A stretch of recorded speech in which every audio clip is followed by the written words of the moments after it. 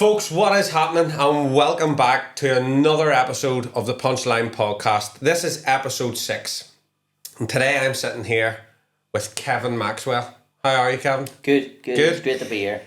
Thanks for coming on.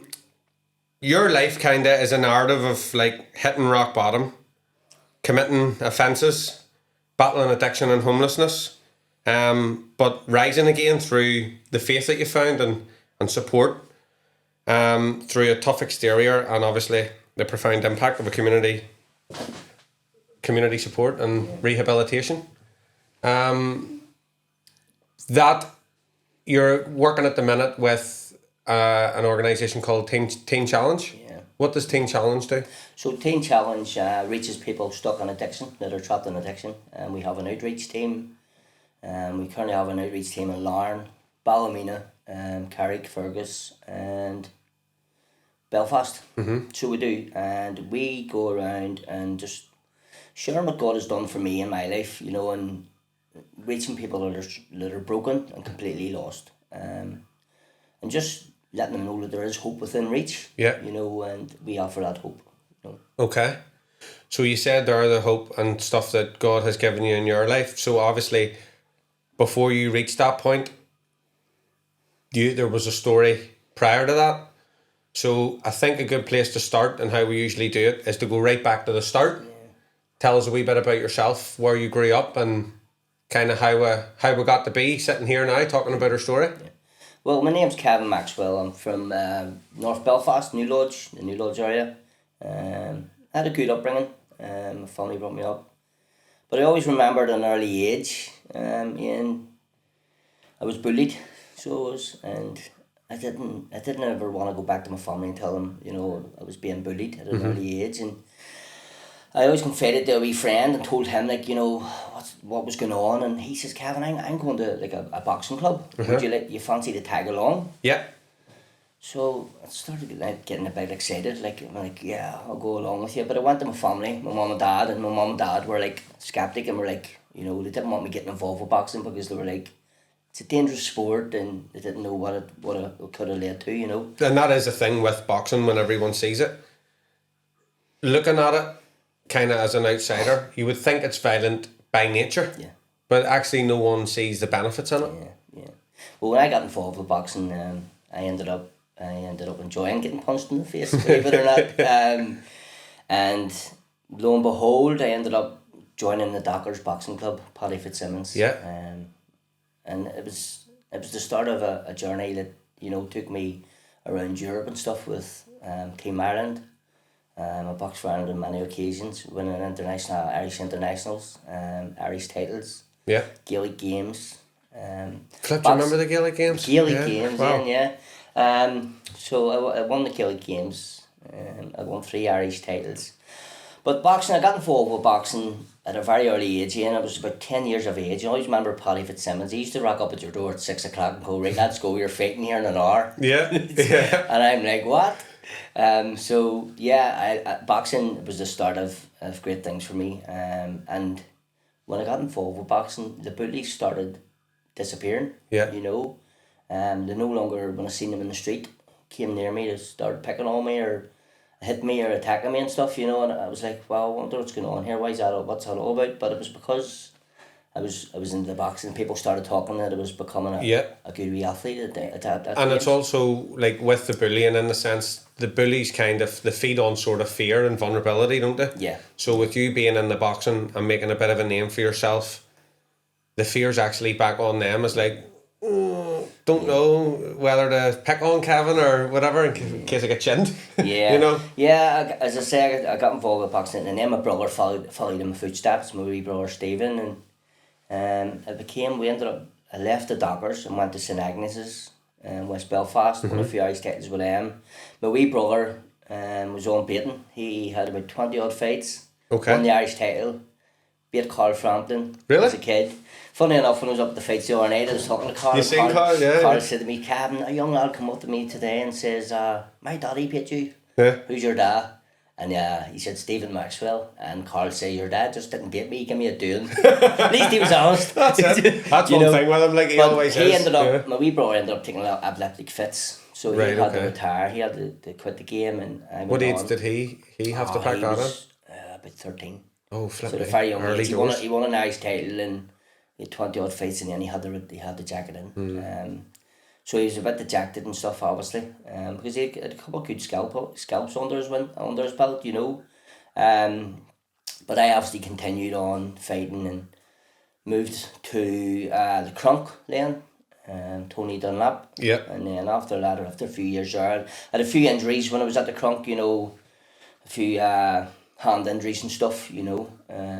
So I moved from the Crunk to then Jerry Story, which was then more or less, I knew then the stepping stone. I was getting fed up with the amateur game, you know, and I was like, you know, I think it's time to go professional. Yeah. So you had over 200 fights as an amateur, didn't I you? had over 200 fights. I was on the Irish team with the likes of Andy Lee, a bit Eric Donovan and stuff, you know, so Yeah. great wins there, you know. And Yeah.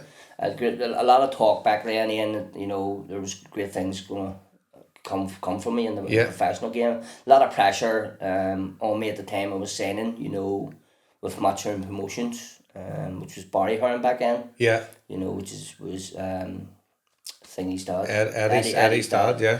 Were you approached by like a couple of outlets, or had you spoken to a few guys, or was Matchroom always kind of the go-to? I had spoken to Alio Wilton had something lined up for me down the south, and then a Jerry Story, and I just felt like, you know, I was from the New Lodge and just felt like at home with Jerry Story. Yeah. And you know, that was in the Holy Family. Holy Family, you know, and Jerry had been in the game. His dad had been in the game. What he knows about boxing, you know, it's you know, he was getting me signed with a big outfit, which was Matchroom, and back then that was massive. Yeah. You know, even now it's one of the biggest promotional companies in the world. Yeah, yeah. Well, when know? you see what it's went on to become now, it's mad. Did you get like a sign-on fee or anything then? I didn't get a sign-on fee. It was like per fight, and you know, but the professional game, it's, you know, you're weighing in the fight and last minute. I remember we were due to fight 2 weeks before Christmas on the way McCall.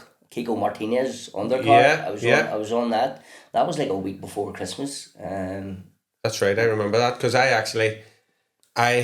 lived in Spain for a period and trained along with Kiko and all. So whenever he was coming over, and I was away, I like Wayne McCulloch and stuff as well. I was like, flip me. Yeah. You know. So we went in and all. It was right up to the weigh-in, and then what happened was McCulloch had weighed in overweight, and Kiko wouldn't take the fight, and I think they offered Kiko more money, and next thing the whole show. But there was also another show in the town. It was what was that? Bram McGee or something was fighting somewhere. Yeah. I was in it, and the tickets as well, and all. It was to do with tickets as well. See in the professional game, if you don't sell tickets, the promoters don't want to know you. Yeah. You know, I was a great ticket seller, and you know, they were looking at me to fight at most of the shows, you know, but a lot of shows fell through, and that one before Christmas, it just really sickened me. I was gutted, you know, because I had a young family, you know what I mean. I had 2 daughters that I had to provide for, and I remember a promoter coming along and handing me 50 quid, and I'm like, what? You know what I mean? A week before Christmas, like, people don't see the training and the dietitian. You have to bring all your food, and that's it. I mean, the training camp you've put in 68 weeks. Like, I also worked in Royal Mail, and I stopped doing overtime and all, you know, just because of the camp. Yeah. You know, for the fight. Yeah, and then you end up costing yourself early in the pro game, don't you? And that's what a lot of the young ones don't realise. Yeah. So what age were you when you turned over pro then, Kevin? 23. You were 23 then? Yeah. I had a couple of fights. So I had a fight in Belfast on an Alio Wilton show, which I won, and then where was that one? Can you remember? That was in the Holiday Inn, called the Clayton. Yeah, that's right. Yeah. I remember going up there to watch the fight. Big Scott Belshaw was tapping the bell. Yes, do you remember Scott? Big Scott was tapping the bell. He's in Australia now, so he is. Yeah, level it up. Aye. So Big Scott Belshaw was on the card, and me and Scott Thompson. Yeah. We're making our debut. Right. So we were. Is it Scott? Willie. Scott. Punchy. So Willie Thompson were making our debut that day. So we were. And then after that, the Wayne McCall thing happened. Yeah. So then I started, is this for me? And, you know, and I was offered a couple of shows down south by Gary Hyde and stuff, you know. But I ended up I started losing interest, and then I was offered a fight over in London and a Matchroom show. But I was in and out of drinking and training, and I wasn't fully committed. And if you're not fully committed in, as you know, in boxing, it's a dangerous game. Yeah. You know, and I took a fight, and I wasn't fully fit, and this guy's record wasn't great.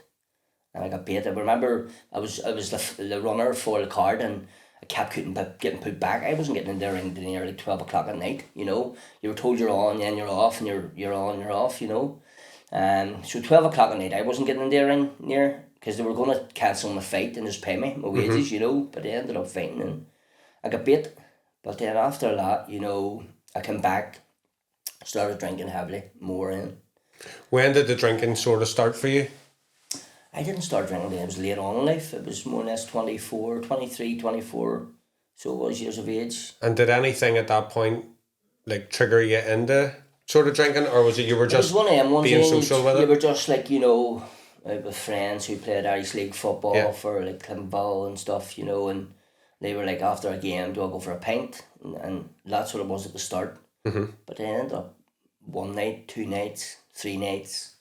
And then before you know it, yeah, that's you're on the train and you're away. Yeah, and I remember one night in 2018, I got into a bit of trouble with a fella who was told to leave the bar.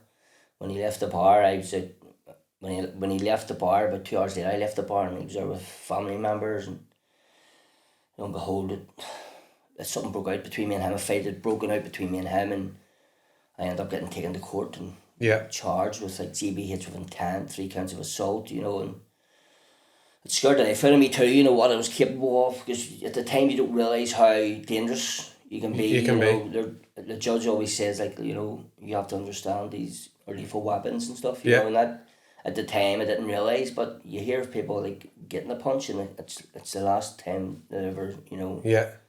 And we're at this point when this was happening, was it solely drink was your fix then, or were you caught with the other poisons as well?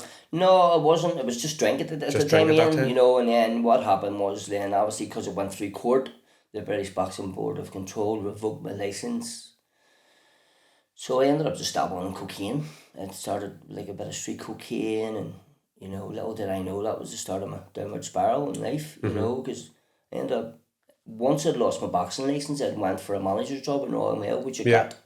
10 other people went for it, and I got it. But what that brought was more money. Yeah. And more money then brought more. What will I do with money? What else can I know? Yeah. You know, what can, like, all sorts of money, like, because I was doing loads of overtime and all, and I was like, you know, spend my money on here. So I ended up going on more cocaine, and my cocaine use got heavier, and you know, Lauren wasn't coming home to my partner, the mother of my kids. So she started saying stuff and thinking I was at parties. But, that's what I was going to say. She would probably be thinking as well that it's other things you're up to as well, other than really what the main problem was. And then I started, you know, on her and stuff with a wee caravan in Newcastle, which we lost. And then I started not went into work. It wasn't just only not went home to her, it was like work I wasn't went into. Wasn't even ringing work. I ended up having to tell them that I was hooked on cocaine, and couldn't believe it. They were like, right, we're going to help you here. Because obviously a big company like Royal Mail, you know, like we're shocked, but we're here for you. Were you introduced to cocaine, or did you just kind of have it in your head, I'm going to try this? I was introduced. I'll never ever forget the first night, like my 2 mates were sitting playing the PlayStation, and they were like, try it, and I was like, no, it's not my thing. Because I was totally anti-drug, like my whole life. Yeah. My whole life through boxing and stuff, like I wouldn't even have been around anybody at all, you know, taking drugs. And like my mates called me up, and we got up having a drink, and next thing they pulled this white bag out of cocaine, and they pressured me into it, and I'm like, it's only a wee bit of powder. Yeah. And little did I know that, you know, it was something that was going to make my life I live in hell and lose so much and cause so much destruction in my life, you know, in my kids' lives, my family's life, and also losing so much, like my job and my family home of 30 odd years. Yeah. Leaving me to being homeless in the town. Being homeless in the street. Yeah. Well, just before we get to that bit, because that's a mad spiral, isn't it? Yeah. Just because there may be people watching this, and this is kind of the power of the podcasts, that are maybe starting to maybe go down that route, or look at it and say, I'm not addicted, because everyone will look at it kind of stereotypically and think anyone with a drug problem or alcohol problem it's brought on sometimes by an effect of something early in life or something that's seen, but not you nothing ever so kind of. No, I think it was just more or less the boxing was my life. 20 years in boxing, if not more, and then for that to just be ripped away from you, Yeah. Ian, to having nothing. Yeah. You get in professional boxing, a lot of boxers retire. Yeah. Slip into addiction Because they can't fill the void, or they can't fill the void, and Yeah. that was what was with me. I couldn't fill the void, and cocaine filled that void. Yeah, because it gave you the It buzz gave me and the adrenaline, the high again of Yeah. what boxing done for me. yeah, But I mean, if anybody's listening here today and either you're only starting out in cocaine and you think you're in control, trust me, you'll never be in control, because it'll soon just totally catch up your life and take over and control you. it's also cocaine is it's a mad one. I done door work and stuff and worked in different nightclubs and stuff, and when I came across it, people using it. It's one of them drugs where you pay, everyone will go bankrupt for it, and then when they get it, here, do you want some? They'll give it away. It's one of them. Is that just my assessment on it, or is that literally the way it runs for? That's the way I was. I'd have spent big amounts of money on it. I ended up, drug dealers would give me it for free and told me, look, I can pay them on a certain date. Yeah. It's easier to get than it is for a carrier now. Yeah, I know. Because drug dealers are giving you and saying, listen, you don't need to pay me for a month. But the thing is, the catch is, see if you don't pay them in a month, see the £1,000 or whatever you owe them, it's up to 1,800. Yeah. And this is the catch. I mean, it's so easy to get nowadays, and I'm working with people in addiction, and it's crazy. It's wiping out communities now. Yeah. We're in a lot of towns at the minute, and just it's heartbreaking. It's heartbreaking. We were in a home the other week with a young girl, 21 years of age, and it's sad because she's sitting with guys 50 years of age. Yeah. And they're feeding her cocaine.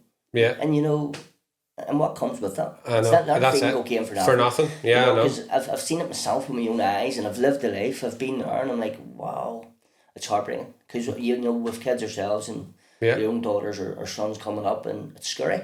It is scary, and as you say, very easily accessible. So I mean, we would do a bit of outreach work here through within the gym as well, in the local town, and we were finding there few recently as well. It's in vape pens now. Yeah. So paramilitaries and different ones are handing out or giving kids these vape pens. They're vaping them, but it's the spice in it.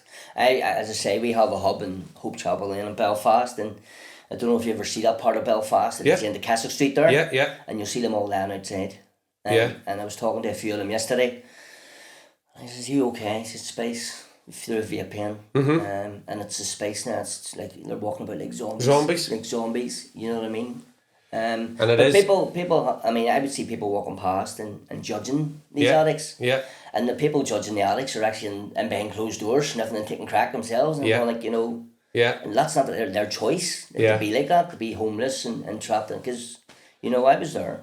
We done a couple of our volunteers out of the club actually went and worked up in the homeless place. They helped them with food and whatever. So they would have went up there every Tuesday and done bits. And whenever my missus come back, that's what she said. She was like, see the amount of people you'd know, and it's crazy. Frightening. Addiction doesn't discriminate. It doesn't. We have professionals. We have barristers, police officers, surgeons coming to us seeking help because, be honest with you now, at the minute the NHS aren't really helping. They're actually referring people to us. The police are referring people to us. Addictions NI are referring people to us. Extern, But it's kind of like these, because we find it as well, because we have a wee youth group up the stairs that work with us, Carrot Connect, right. And that's what we're finding. It's like the police and everyone else is pushing all this on the volunteer community workers, and it's like, why can you not get a handle on this? I kind of think as well too that the hierarchy want the communities dulled down. They want the people dulled down. It's population control, isn't it, as well? Let them go to the streets, that's alright. Yeah. It's crazy now, the amount of females as well that we know some of the streets in Belfast, and it's heartbreaking, they're being exploited, they're being pimped out. And there was a case there recently, 4 men, they were drugging them up and pimping these young vulnerable girls out. And you know, that's somebody's daughter, it's somebody's, you know, sister, it's somebody's loved one. You know? And this is the reality, like, this is the reality of the world. Yeah. And for anyone watching, like, I always say it to my kids, but I'm sure you'd agree, like, no problem is ever too big that you can't go into your local club, go home, go, if you're involved in a group, go and speak to somebody. No problem is ever that big that you can't go and talk about it and fix it before it gets... The defend in Belfast, like we tried to have like a connection with a person first before they'll start talking, because they have to trust in you. Addiction, trust. I never trusted. You don't trust nobody. You know what I mean? And so we try and get that connection with the addict first. But a lot of the addicts in Belfast know me, obviously, because I was there on the streets, and to believe it or not, some of them couldn't believe the transformation in my life. You know, I was way down to 8 stone at one stage. You know, and just they trust me. Yeah. So they'll come in and ask for me or Pastor Brian and stuff, you know, the trust is there. So that's when they'll start engaging with you and opening up, you know, until you have that trust flow, they'll not want to speak to you. Yeah. You know, they'll think you're wanting something, you know. I know, and that is, trust is a big one. Yeah. Especially too, when you are high, or like in that case, because it's you can head too, like what's, you know. Yeah. Would you ever find any of that, like, with your work or even with yourself when you were kind of caught in it, like the paranoia or the like kind of like almost like schizophrenia in a way? Like, I would have had episodes of psychosis. I would have been running about my district. People would have been videoing me, but the people know that. I mean, my mental health wasn't great. And this is people are quick to pull the phone out, aren't they, and record somebody. And you're lying down in the street now, someone's going to go live before coming over to help you. My family were always concerned because I was always ringing them saying people were coming for me, and you know, I remember at 3 a.m. and in the bedroom thinking the IRA were coming for me, and my dad's going, "Who are you talking to?" I says, "Look, come and look, there you are, there's nobody there." Just but this is what drugs, you know, do to the brain. It is mad. And this is literally this is a poison. Yeah, listen, it's snorting, injecting, it's inhaling. Not only that, now they're injecting cocaine, like the heroin addicts in the town are even taking heroin now, they're injecting cocaine. And I was with a young lad yesterday filling forms out, and he said to me, "I'm on fentanyl." I don't know if you've heard of fentanyl, which is one of the drugs in America that's wiping America out. It's tearing, it's been here a while. But I mean, we had a case of a few guys just dropping in the town there recently with these tablets, and it was fentanyl. Fentanyl. You know, we get quite a lot of people that are on the verge of death, like, and we use a reverse thing to reverse it round, and it's heartbreaking, mate, just, you know, seeing young lives being destroyed. Just being destroyed. And again, probably they're there on the streets, they've no one to go to, don't give up on me, so they're just needing that bit of hope, aren't they? And just, as you say, a bit of trust in someone. So how did this, because this does have a ripple effect, and obviously going to the streets, there was reasonings all in behind that. How did, when you got addicted, the ripple effect must have been mad throughout the family? Your parents, your partner, and... It get really, really bad. My cocaine use get really bad. When my mum died in 2019, and when she died, about 3 weeks later, I lost my job, and a week later after that, we lost our family home. The housing executive evicted us out of a family home with 30 odd years, but due to COVID kicking in, we were allowed to stay in the home. Okay. But they told me to go into a hostel, which is sometimes more dangerous in the streets, isn't it? Well, that's why I actually stayed in the streets. I wouldn't go into the hostel because I felt safer in the streets. You know. What's that saying? I know, yeah. What is that saying? I mean, some of them hostels at the minute, because I was only taking cocaine at the time, and I knew if I had went into one of them hostels, it was heroin, tablets, and that scared me.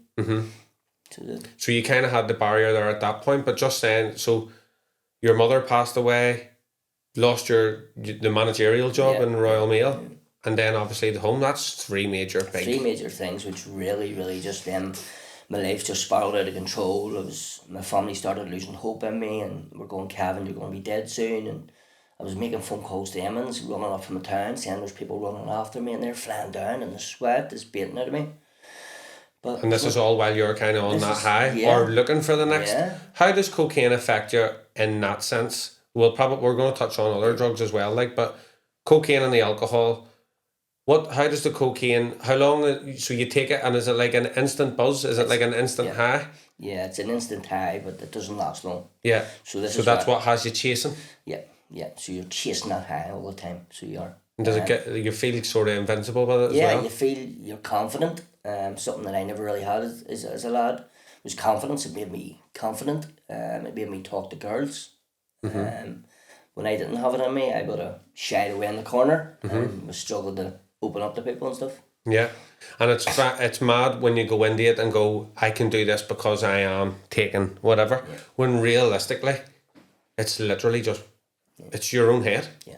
As well, I was taking drug dealers out of the game, like just robbing them at gunpoint and stuff. The stuff I was doing, and thinking I was invincible at the time. But then when I was coming off the drugs, it's like looking over your shoulder and that invincibility because of knowing what you've done. Yeah, you know what I mean. But at the time, so you were taking it even still to stay up and ready and thing, but it was all false. Yeah. So you ended up flipping taxing the drug dealers. So I always says, I would never have stolen my mum and dad, and that's something I didn't do. I was always like, well, these are free, mate, so I'll take it off these. Yeah. And because of a reputation, I lived off a bit of reputation from where I came from, and people are like, oh, Maxi's a hard man, this and that. The reputation stuff when you become a boxer. Yeah.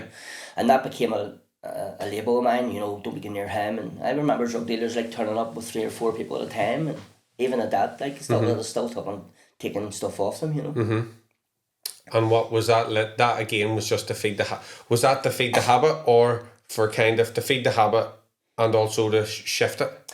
No, I never ever sold it. I remember drug dealers wanting me to sell for them, and I always just said to them, listen, if you get me to sell this, you're not going to get a penny. I would sniff it. Yeah. It was to sniff it, but it was also it was like an adrenaline rush, doing no planning to go and rob like drug dealers of big amounts of coke and money. I remember some of the planning when they did, in my head, it was crazy.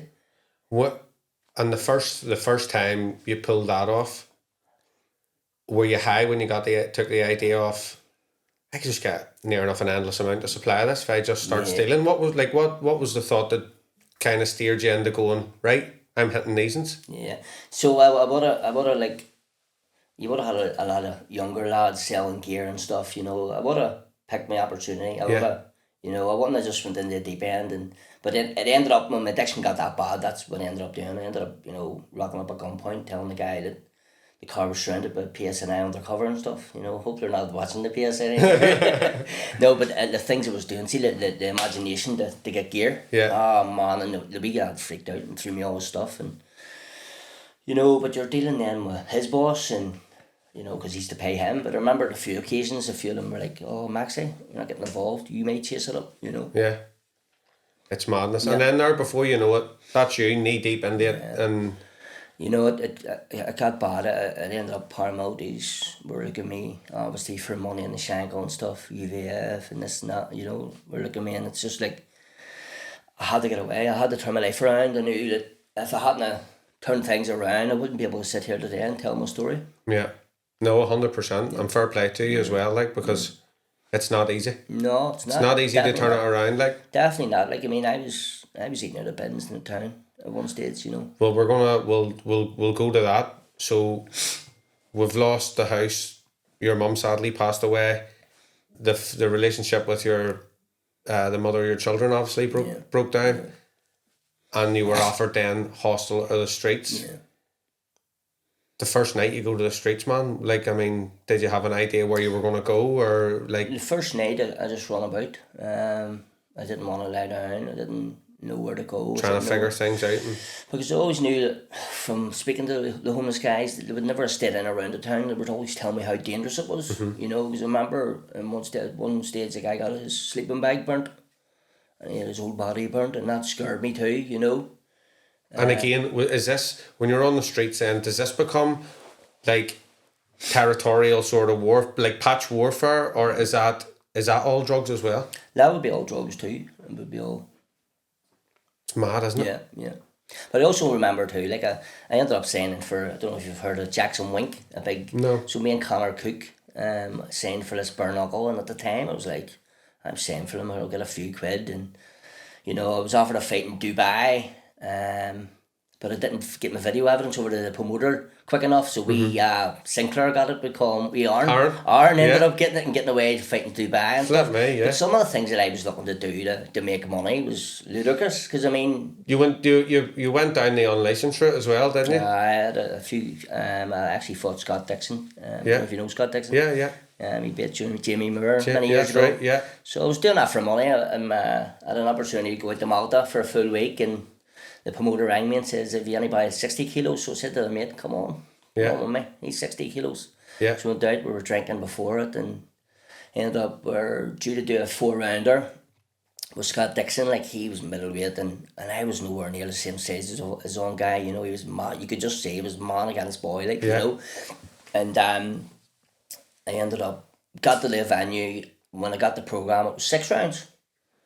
So I remember saying to him, I was getting 1,500 quid for the fight, and I just ended up saying to him that, no, I want another 500. I was told 4 rounds, and it's up, bumped to another 2. I got another 500 for 2 rounds. I went out the first round, I won the first round. Just outboxed him. But I came out the second round, and I just felt his punches whizzing by me. And I went, I'm not here to get hurt. And I was just took a knee. Yeah. And the crowd were raising, because I got an extra 500 quid out of it as well. Yeah. You know, on a holiday. Yeah. You know. But at that time, so that's it. And you got the holiday. Did you find drugs on the holiday? You were still. I did. You were still. Yeah. That's another thing. I got drugs. We ended up partying together after a fight, and get drugs at the nightclub after it. Spent most of the money I got for fight night before I'd even get home. It was all gone there. And then you were home and back to the streets again? Back to the streets. How long were you on the streets for? It was a few months. Just I was sofa surfing as well. Yeah. So, you know, I'd been in friends' houses and stuff. And they weren't great houses. They were houses that were full of drugs. Yeah. You know, crack dens and stuff. You know, because I ended up on the crack myself, and I ended up smoking it. And so what happened? Yeah. So alcohol, cocaine was the first one, and then we ended up obviously on the crack. Like, how were we introduced to that? Again, I just in with the wrong people, and while you were on the streets, you got I just ended up at a party up in South Belfast, and the guy says, "Have you ever tried this?" And I'm like, "No." He says, "Oh, the hit's brilliant," and I'm like, "Well, I want the hit." Yeah. You know, at the time, I want the quickest hit. Yeah. So I tried it. Done it for a while. Didn't really like the smoking it. I'd have preferred to sniff it at the time. But listen, what I was doing to myself was crazy, you know. Yeah. Just destroying your body. Destroyed everything. I lost everything. I'd lost my family. I'd lost my kids. My family would have walked by me in the streets with a shame, and just, you know, how far I'd let myself go. Was the high off crack the same as the high and buzz of cocaine, or did one take you up and one bring you down? I always preferred sniffing it, the coke. I thought it was better. But Nailer Way's good. Nailer Way's good, you know what I mean? It'll just destroy you. They're all destroying you. I'm just trying to get of a thought on like, would you have went and took one kind of towards the end like the sessions to just dull yourself out? Well, or was it both buzzy? The smoking, it led me to actually smoking other stuff like crystal meth and stuff, which was a big American. Cheap or so? Yeah, so I ended up on crystal meth, and I started taking crystal meth, and my family then were like, "Oh, he's on heroin," because my whole face had just completely collapsed in. Yeah. So it did, you know. So my family were really concerned because I was on the streets, and I was running about, no clothes, like running about stinking, that washing, and. But you're out of reach, really. You're there, but you're out of reach. Yeah. Listen, I just didn't. I tried suicide on many occasions. I just didn't want to live no more. I was in a dark place. While you were on the high, or when you were on that kind of break between the highs? When you're coming down off drugs, you just feel, what's the point? Yeah. What's the point? You know, taking all my medication at the same time to try and sleep, be in that dark place again. Yeah. Because when you've no drugs in you, you didn't want to be awake. No. Yeah. And that's it. And then that's kind of when the head is kind of clear, you know what's wrong. Yeah. You know you've kind of, what have you done here? Yeah. It's like, and that's when all the bad self-talk, well, we'll say it's bad, but it's kind of, it's your common sense, isn't it? It's but like... Even though you say that to yourself, you do it. You do it again. Again and again and again. Because you don't want the truth. You don't want to hear the truth, like, It's either. like, what's going on here? And as I say, I went to Teen Challenge in April, 23. So I did. It was over 2 years ago. And as I say, it was a Christian rehabilitation centre, which come off from a Catholic background. You know, I had no real belief in God. Didn't go to church or didn't go to chapel or anything or mass. And I remember going to the programme in Teen Challenge, and it was... What took you to the programme? Were you just kind of walking down the street one night, or did you see these guys out and about? And it was actually Jay the Barber. I don't know if you know Jay the Barber. Yeah. And he came over and told me his story, and he was saying, Kevin, listen, you know, I've been watching you. He says that you're better than this. You need to go and do a programme. So I used to go in and get my hair cut in the hub. He goes down and gives free haircuts in the hub. Yeah. And he just started telling me a story to where he was at. He had lost everything due to drugs, and you know, he got it all back and getting God in his life. And I was like, I want a bit of it. I want that. But I didn't really want it until I ended up in hospital on my daughter's birthday that day, as I say, and you know. Yeah, so you ended up in hospital. When would that have been? That would have been February. February in 2023? Yeah. Yeah, so that was complete rock bottom. Yeah. Due to a drug binge? Yeah. That was a cocktail, about 4 or 5 days. Crystal meth, crack, cocaine, anything going. Anything you could get your hands on. And the parties I was in was... So on them parties, say you start here, we all just hang out here and people come and drop stuff off, or do we manoeuvre to the next house and the next place? Or It'd be just a constant flow. People would be making phone calls. He doesn't answer his phone, we'll ring the other dealer. And there's always a constant flow, and the dealers that I used, they had a guy working 12 hours, the other guy worked the other 12 hours, so there was a 24-hour flow of drugs. Cheapers, that is mad, isn't it? Like, I remember when I went into my first rehab, which was 6 weeks, and the drug dealer rolled and says, "Where's Kevin? Where's Kevin?" Not wanting to know, were concerned about me. Yeah. Was worried about where the money was. Where he's going to get the money. No, just where the money. While his money had stopped coming in from me, you know, I was spending that much money with this guy, £1,000 a week. Yeah. You know, and it all of a sudden stopped. He's running about chasing my brother. And you're finding that money as well too, by any means necessary, I suppose, when you're kind of down. As well, like. There's passport fraud. I was asked to sell passports and all and stuff. You know, making money. There was all sorts of stuff going on. Yeah. You know, to make money. Yeah, and it is just to keep you there hooked, and as well too, in a bit of fear of. But then I suppose at that time, a prison cell's as good as the flipping street corner as well. But I didn't really end up in a prison. It was. No, you didn't get there, which was good. Which was good, you know, and we were up actually recently there in the prison speaking to some people stuck in the prison, and most of the cases in prison, it's probably 85% drug or drink related, and that's why they've ended up in jail. But yet they're still getting the drugs in. 100%, I know, it's crazy, absolutely crazy. And just doing their time behind the door, but dulling it and just and not changing, and then they're being thrown back out to society, and it's like expected to be different. Where's the change? Yeah. And some of these guys, it's sad, but they commit crime because they don't have a roof over their heads. Yeah. Or get any, there's no food. Yeah. So they'll go to jail. Well, that's kind of what it was. That's what I meant by that. It's like at that time, jail is probably safe haven. If I get in there, it's a roof over my head. I'm getting a bite to eat and whatever. Yeah. Because you said even off camera as well, it's like you went through a spell when you were on the streets where you were eating from the bins and everything. Yeah. Crazy. It's, mad. But I wasn't scared of jail. Jail scared me. I don't think I like my freedom. Yeah, no, well that's it. And really, we're saying that, but no one really wants to. You don't want to go to jail, but it's in them times, especially winter and whatever. It's a roof over your head and a meal, and if you can shift the drugs in, you're still getting them. Yeah. It's mad. So, did you try rehabilitation before you got into the program? Yeah, or? I tried counsellors. I tried psychiatrists. And you reached these off your own back, or did someone try and line you up with them before? No, I was guided in the direction of these people. The first rehab, I was doing it for other people. The second time, I was doing it to keep my dad happy. Oh, he's trying to get help, you know what I mean? Let him think I was looking help. Really, I wasn't ready.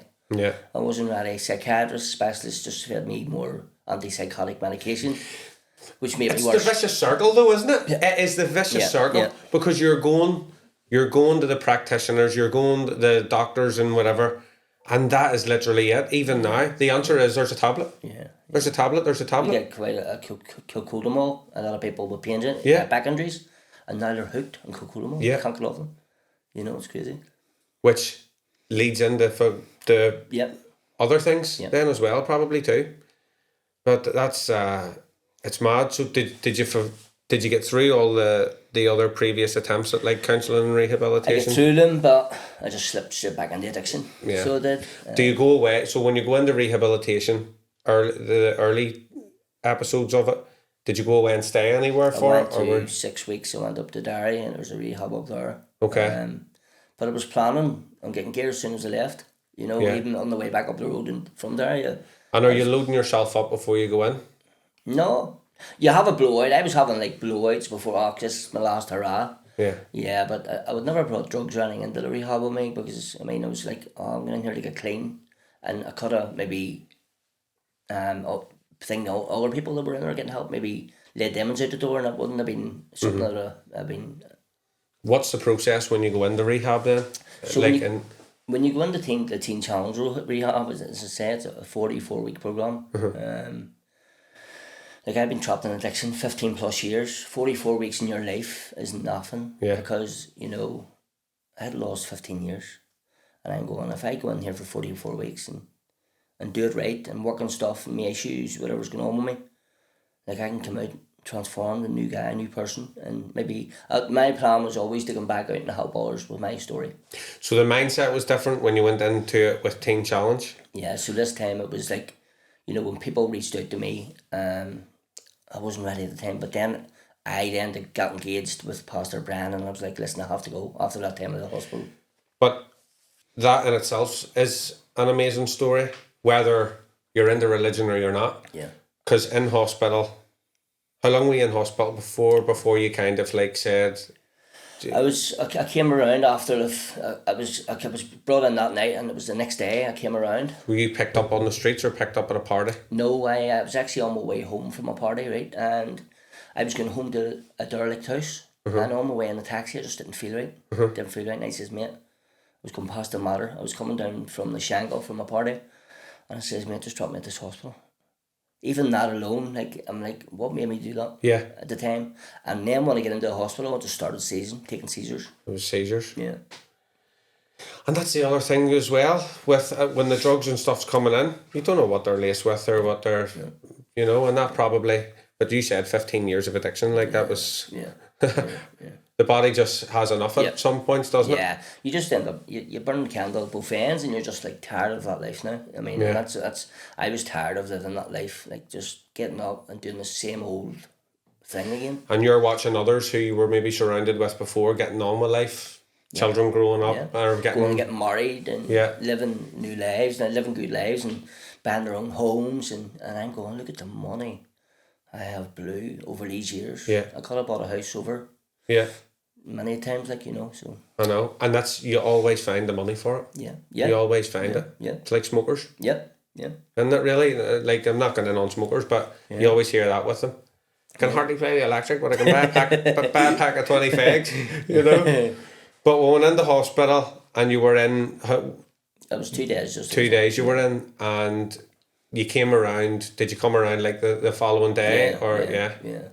Yeah. Woken up with drips, hooked up on me in both arms, and I just was like, God, if you're real, show me a better life than this. There has to be a way out of this life. And the difference in probably saying it out loud that time and maybe thinking about it before was you actually probably meant it that time. Yeah. Because you came that close to probably never waking up again. Yeah.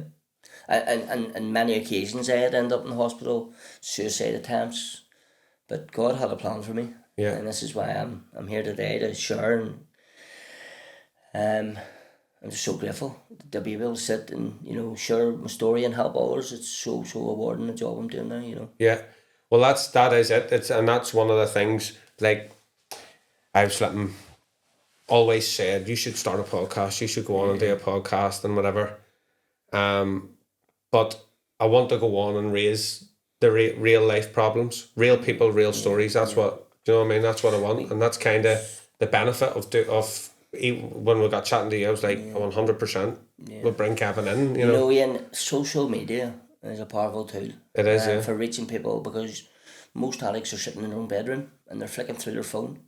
And they come across my content quite a lot, just like with my story. I share all people's testimonies and stories, and I have had many reach out to me. So this podcast alone is a great idea, and it's great that, I mean, maybe to reach that person that's maybe watching. Yeah. You know, that's sitting there and thinking that there's no help available. There is help. There's help there, and there's hope there for you. Yeah. Because I was once that person sitting in the bedroom and, you know, thinking that there's no way out, and I'm in this dark place, and there's always a way. There's always a way, you know. There is always a way. So you prayed, and said to God, basically, if you're real, show me something. And then it was a day or two later you met the pastor. I had known pastor for a while, because I was dropping into his hub in Hope Chapel Lane to get some hot food, but he had never really engaged with me. He never really had spoken to me, just briefly. And then it was a few days after me praying, and he goes to me, Kevin, you need rehab, you need to get away. I've been watching you for a while. Were you out of hospital at this point, or was he? Yeah. Went out of hospital and then just went into the hub for food. And I says to him, listen, I'm alright, there's nothing wrong with me. And he, Kevin, come on, I've been watching you. What I thought at the time, I'm alright. And then I was like, no, I have to go. And then what happened next? So what were your withdrawals? So cocaine, cocaine is more like a mental battle. Like withdrawals, obviously you're coming down on the stuff, you're wanting to chase it and get more, but it's more of a mental thing coming off cocaine. You know, it's withdrawals. Paranoia and stuff. You know, I had been very, very paranoid. I always thought people were coming for me and stuff. But apart from that, it was grand. So whenever you got out of hospital and spoke to the pastor, before obviously you really got into it, was there thoughts of, I'll get a wee hit here, or I'll go for a pint, or? I ended up getting my interview for the rehab, and I got my date. So when I got my date, I ended up going, right, I'm going on a blowout here. Went on a blowout, and I get in on a Sunday, and passed. I realised I had no passport. I lost my passport. 3 weeks prior, I was going into the town with my Irish passport, and to get £2 out of my bank to get something to eat, and I'd lost it, but I can't remember losing it. And on the Sunday I was due to go, I had lost it, and pastor says, "Oh, you'll be alright if you've an out-of-date one." So I had a British out-of-date one, and I brought that down, and I got through the checkout and all, my bag checked on, and as I was going through checkout, my phone rang, and it was with a withheld number.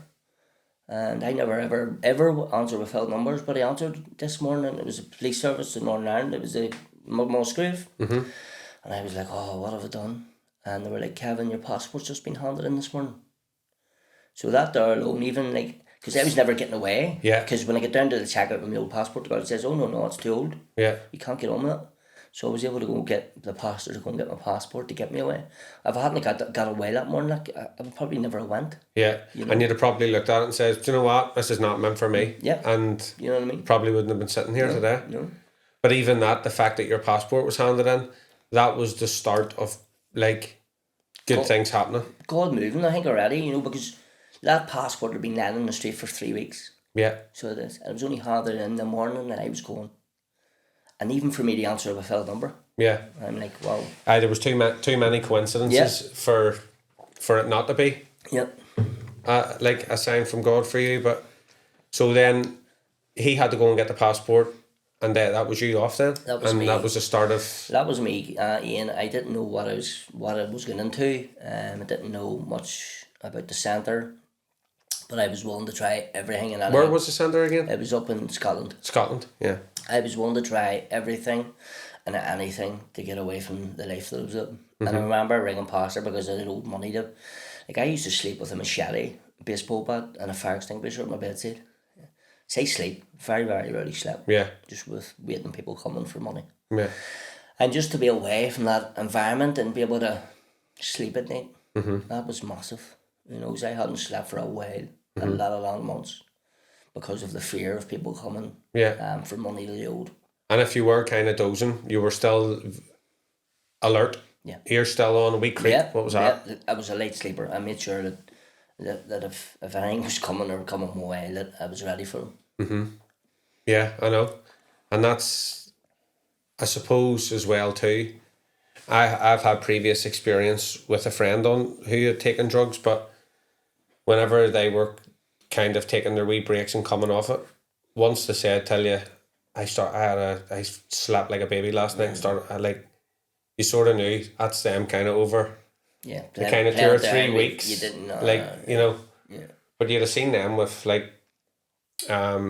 have taken the sweats, wee bit of shakes, then temperament, Moods, and then the next week was the paranoia, and then you had it a week and a half. It was kind of hot and cold, and then they just I never ever really let it get that stage, because I don't even think I think I could go 2 hours without taking drugs. Yeah.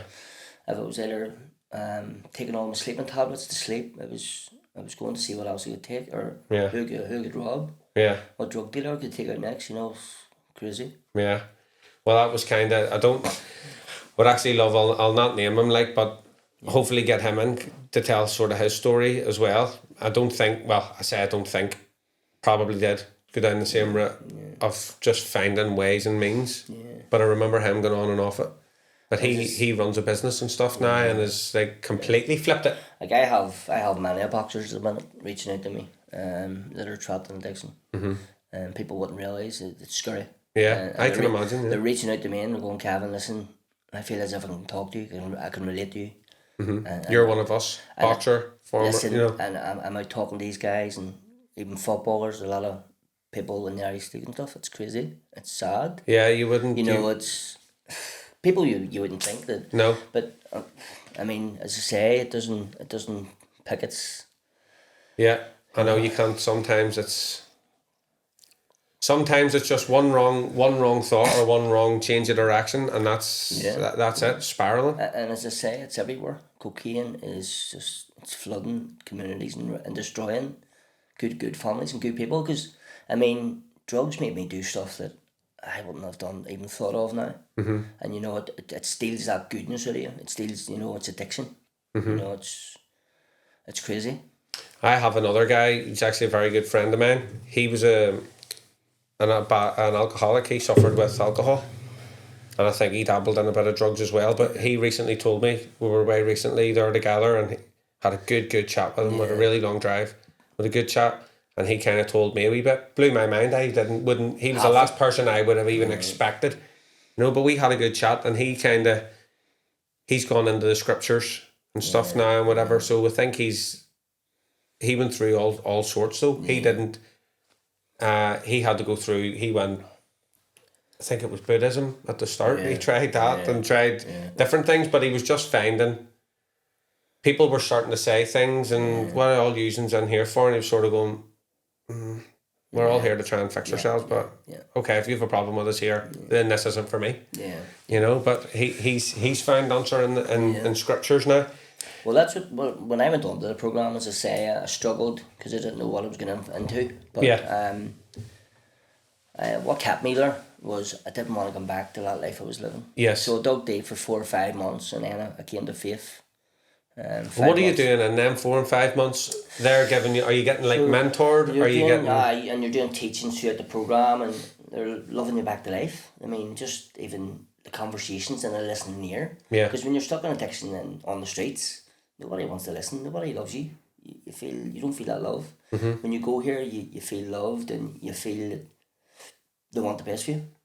And they do teaching throughout the program about accepting and loving yourself, and temptation, anger, and personal right, and it brings stuff up in yourself, because I was very angry due to cocaine and stuff. I would have been a nasty coke addict. At times your moods had been up and down. But throughout that time, I persevered and I endured quite a lot. But I knew if I had left, I remember being on the phone to my daughter saying I'm doing brilliant. This was 3 months into a program, and I wasn't. I wasn't doing well. I wasn't working on my issues. But the brain doesn't know the difference sometimes between imagination and reality. No. But as I said, I'd done the 44-week programme, and I became a volunteer over there, helping others trapped in addiction.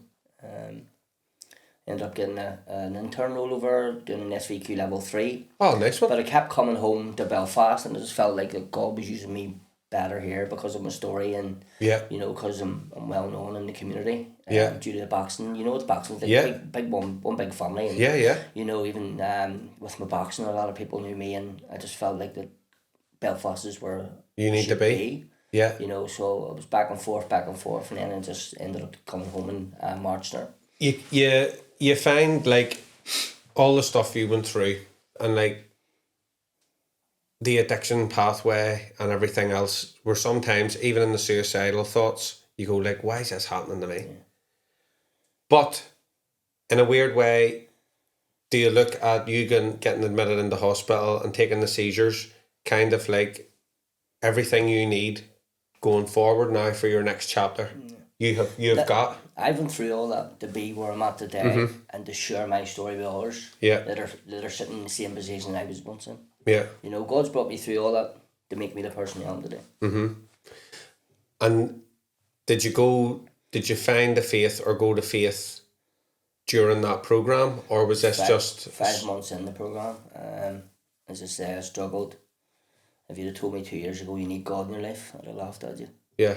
But I tried everything else, psychiatrists, specialists. What was the struggle when you were in there? Just kind of... Coming from a Catholic background, obviously leaving my community, they were going, are you going to be a Protestant now?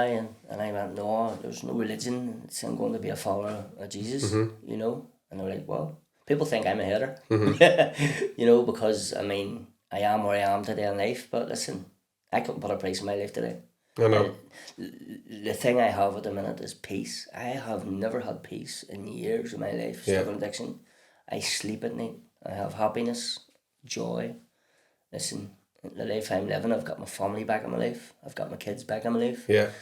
I've just been moved into a home up in West Belfast with my wee mate Jamie Davison. He was another wee lad trapped in addiction, played for Ballymena. Is he part on the programme as well? He was on the programme, so he lives with me up in West Belfast, and we support each other. So we do. So as I say, I'm in my own home. I'm working with Teen Challenge here.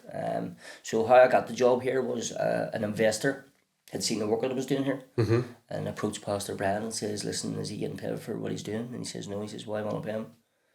And he said, no, the great work that I'm doing here, reaching people in addiction. So he's funding my wage for a while. So yeah, that's good. Yeah. And let's hope the funding continues. Yeah. So you went on then to get baptised and stuff and whatever. Yeah. Actually, another wee bit that I just kind of want to hit on is like, it's mad when you say, I'm going to be a follower of Jesus, and people, it's stigma with this country, isn't it? You're going to be a Protestant now, listen. Yeah. I had a wee lad ring me last week, and he goes, see that programme that you run, is it a Protestant programme? The wee lad was smart on. Yeah. And I told him, and he ended up coming to film for him anyway. He says, mate, listen, look at you. And he says, I haven't seen you in years. Yeah. Look at the way you've let yourself go. And and he says, are you worried what you're going to go and do to change your life? I says, it doesn't matter what. And I talked him around, and I says, listen, I'm a follower of Jesus. I ain't a Catholic, I ain't a Protestant, I'm a Christian. Yeah, that's it. You know what I mean? That's it. But everyone tries to own different things, don't they? And it's like, especially coming from here in Northern Ireland. I know. Stigma behind it and stuff, but... and it's mad, but it's important, I think, as well, to get out that it's, like, it doesn't matter. No. It really doesn't matter. When I was stuck in addiction, people were talking about me. They're probably saying I'm a madman now because of the stuff I put on social media and stuff. But listen...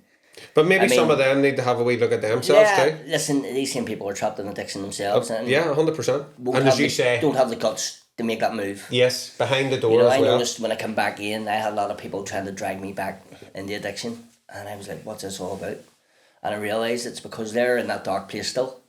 And they're scared to even reach out to me and say, listen, Kevin, I need your help. Yeah. You know what I mean? I mean, this podcast is hopefully going to reach people, and if people are listening and you are that person, I mean, reach out to Ian, the podcast here, reach out to me. We're here to help. We can all definitely link each other in. Do you feel like when you were, because that is another interesting point, when you do start to make changes, there is people that rise up, and there is that temptation there. Do you find kind of when you're reading through your scriptures and stuff that when you're getting people coming up and tempting you and whatever, that you can relate that to the scripture? Yeah, so listen, if I don't keep doing the things that have been taught on the programme, if I stop going to church, if I stop reading my word, I'll slowly but surely start backsliding. I've seen it in too many people, but I've built a strong foundation. I surround myself with great Christian people. And that's what it's all about, Pastor foundations, Brian isn't Madden, his wife Martine, Michelle, and they always have me over for a Sunday dinner and all. It's just great to be around these people because they want the best for you, and it's like, lots of people want to be around. But it's that thing as well, as if you surround yourself with 3 addicts, you're going to be the fourth. 100%. You know what I mean? But see now, I'm too strong. As I say, I go into crack. I was in a crack den there last week, and the wee lad was going to me, I'm on the gear. He says, sorry, I'm here to help you. Yeah. I still went in. It doesn't bother me no more. Yeah. The coke or where before somebody pulled a bag out of me, I'd have been kicking it off. Come here. But that's the other thing as well, and a dead interesting one as well too. When you start the program, given the history and given the hook, when you go into them places, the first or second time, did you find like right, here we go? Or did you go in just completely calm and unwanting things? I went in expecting everything to happen to me right away. It's change and everything wanting, and that's not the way it works. I knew I had it's 44 weeks for a reason. Mm-hmm. If it was 4 weeks, 5 weeks, it would be 5 weeks, the programme. Yeah. It's 44 weeks for a reason because it takes that long to for the cocaine and all and detox it and all the stinking thinking, as I call it, because right up to about 6-7 months I was still thinking going, that was a good life I was living. Mm. And then hit myself a slap going, Kevin, ways up. Yeah. You know what I mean? So when you're going into the crack dens and going into where drugs were surrounding you to try and reach others, did you find that easy at the start when you were going into them to try and help and pull them out, or were you still kind of finding the smells, a bit of a pull there? At first when I come home, I would have been with Pastor Brian and stuff. I would have made sure that I had somebody strong was with me and before I went in these places. But I'm strong enough now to. That's good. And do you go in now? Who goes in with you? I go on my own sometimes. I go on my own strength. There you go. It doesn't bother me at all, because I'm here to help now. And if I can help that one person, come to a Teen Challenge programme and turn their lives around, it makes my job worthwhile. Yeah. And the Teen Challenge, that is them potentially going to Scotland or potentially Scotland or Nottingham. Nottingham. And there's a girls' centre in Wales. Okay. Yeah. Very good. It's good to know that the help's out there, isn't it? Yeah. And also that you can flip the script. Like. Yeah. Well, I'm living proof, and people that know me know where I was at in life and what I was doing on the streets. I'm sitting here today living proof that the programme works, but the programme won't change you. You can go into a programme and slip under the radar. But you have to want the... You have to want it, and you have to let God into your life. Yeah. It's God that'll change you, it's not the programme. Yeah. And it's just that faith and something to hold on to. Yeah. And there'll be a lot of people as well with all their different kind of views on religion and God and whatever, but no matter when you sit and talk to them, it always is about a higher power. It's always about something else, isn't it? Yeah. And that hope. But see, during the time when you were in the spiral, did you lose touch with the children or anything, or were you always kind of in touch with them? No, I wasn't allowed near the kids at all. Their mothers wouldn't let me near them. And just right, who would let their kids near a guy who was robbing drug dealers and threat that the drug dealers could come and maybe harm him and the daughter at the same time. Or take the daughter as flipping leverage. Mm-hmm. Yeah, so no, my family and my ex-partners totally disengaged with me. And is that still the same now? I've a great relationship with my ex-partner and all that. It's great, and I've just met a girl there recently myself, and life's good. I think I know her as well. Actually, looking at the pictures, she used to do a bit of boxing as well. She did. That's her. She did alright. That's her. So I've because I actually saw pictures. I was like, is it not? But it is now. So listen, I mean, she's going to Bible college and green pastures and stuff, and. She was saved recently there as well, wasn't she? Yeah. So a couple of 2 years ago? Yeah. That's good. Life's good. Yeah, that's good. Yeah. Well, Kevin, thanks very much for coming on. Keep up the the smashing work. Yeah. And for anyone watching, where can they find you? Hope Chapel Ian, or you get me on Facebook or social media, or you can contact Ian. I don't even have my card there for my phone number, so don't. Well, we can link it in. If we get any messages, we'll link that in. So contact Ian or get me on Facebook at Kevin Maxwell. And there you go. Or Instagram. teenchallenge.ni.com. Or Hope Chapel Ian Belfast, you can get us. There you go. What an inspiring story. What a turnaround. Cheers for Thanks having me. very much for coming on, Appreciate mate. it. Thank you, mate. and good Cheers. luck. Yes, brother. Guys, that was episode 6. As I say, if you're struggling or know anyone that's struggling with the issues and the topics that we kind of touched on today, do get in touch with the podcast on TikTok, Facebook or Instagram, or you can contact Kevin directly and by the methods that he says. Thanks again for tuning in, guys. Stay tuned for the next one.